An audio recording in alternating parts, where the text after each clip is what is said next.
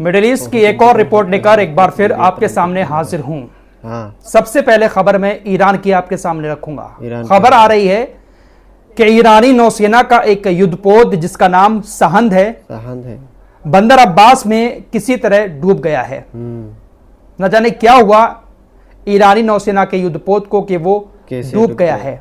ईरानी सूत्रों ने इस दुर्भाग्यपूर्ण घटना की जानकारी देते हुए कहा है कि इस घटना में कुछ लोग हताहत भी हुए हैं। पूरी खबर बहुत जल्द हमारे सामने आ जाएगी। नेक्स्ट वीडियो में आपको बता दिया जाएगा। फिलहाल एक और बड़ी खबर सामने आ रही है।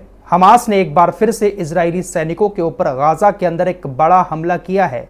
शुरुआती रिपोर्ट्स में जो बात सामने आई है उसके मुताबिक रफा के पूरब क्षेत्रों में टैंकों, बख्तरबंद कर्मियों के वाहन और विशेष बल के सैनिकों के एक समूह पर सबसे बड़ा हमला हमास की तरफ से किया गया है।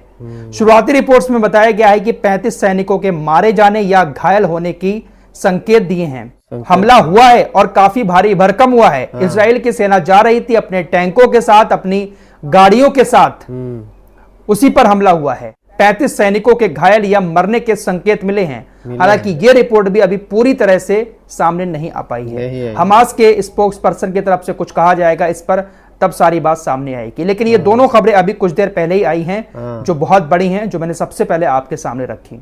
आइए अब कुछ और खबरों की तरफ चलते हैं। हिजबुल्लाह ने लेबनान के बॉर्डर से आज भी बहुत सारे हमले इजराइल की तरफ किए हैं। जिस वक्त मैं ये रिपोर्ट तैयार कर रहा हूं अभी जस्ट खबर आ रही है कि इजराइल का जो मैरोन है वहां पर कई सारे हमले हुए हैं। तकरीबन 25 धमाकों की आवाजें सुनाई दी हैं। शुरुआती रिपोर्ट्स में सामने आया है कि हिजबुल्लाह ने मैरोन सैन्य अड्डे को निशाना बनाकर जो भारी भरकम रॉकेट दागे थे उन रॉकेटों को इजराइल का आयरन डोम भी रोकने में नाकाम रहा। कुछ ही रॉकेटों को रोक पाया।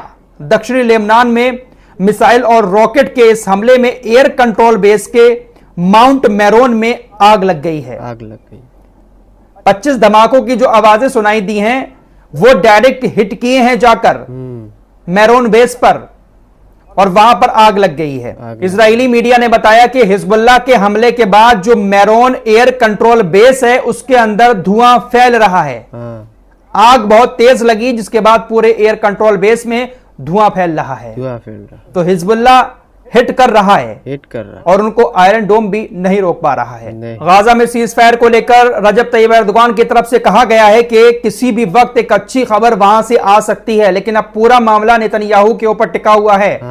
आप उनके व्यवहार को जानते हैं, वो किस तरह के व्यवहार के व्यक्ति हैं। आपको बता दें पिछले कई दिनों से तुर्की, कतर, मिस्र और कुछ देश मिलकर इस कोशिश में लगे हुए थे। एक प्रस्ताव लाया गया था कि सीज फायर गाजा के अंदर हो जाए। हमास के सामने प्रस्ताव रखा गया, हमास राजी हो गया। हमास ने कुछ शर्तें रखी और वो राजी हो गया। लेकिन दोस्तों नेतन्याहू की तरफ से अब खबर आ रही है कि नेतन्याहू इस सीज फायर के लिए राजी नहीं हुआ है। नेतन्याहू ने कहा है कि हम लिखित सीज फायर नहीं करेंगे। हमास का कहना है कि ये सारे देश जो सीज फायर की कोशिश कर रहे हैं इनसे हमास ने कहा कि आप नेतन्याहू से सिग्नेचर करवाएं। जो सीज फायर हो रहा है, जो भी बातें उसमें रखी जा रही हैं उन सारी बातों को लेकर नेतन्याहू से सिग्नेचर करवाएं, लिखित सीज फायर करें, तभी हम मानेंगे नेतन्याहू की बात, वरना नहीं मानेंगे।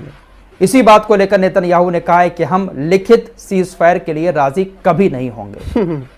तुर्की के राष्ट्रपति ने कहा है कि सब कुछ सेट हो चुका है, किसी भी वक्त अच्छी खबर आ सकती है। लेकिन उन्होंने यह भी कहा कि नेतन्याहू के ऊपर है अब सब कुछ। लेकिन नेतन्याहू ने इस तरह का जवाब दे दिया है। यानी 100 बात की एक बात यह है कि सीज फायर के लिए नेतन्याहू राजी नहीं होगा और वो चाहता भी नहीं है कि सीज फायर गाजा के अंदर हो। इजराइल ने आज फिर पश्चिमी गाजा शहर में होली पब्लिक स्कूल पर हवाई बमबारी की है। खबर सऊदी अरब से आ रही है। सऊदी अरब गाजा के अंदर कुछ एयर ड्रॉप करना चाहता है। तकरीबन 39,000 लोगों की सहायता के लिए 10 राहत विमान तैनात किए गए हैं, जिसके जरिए सऊदी अरब गाजा में एयर ड्रॉप करेगा। यानी गाजा के लोगों के लिए आसमान से खाना बरसाएगा।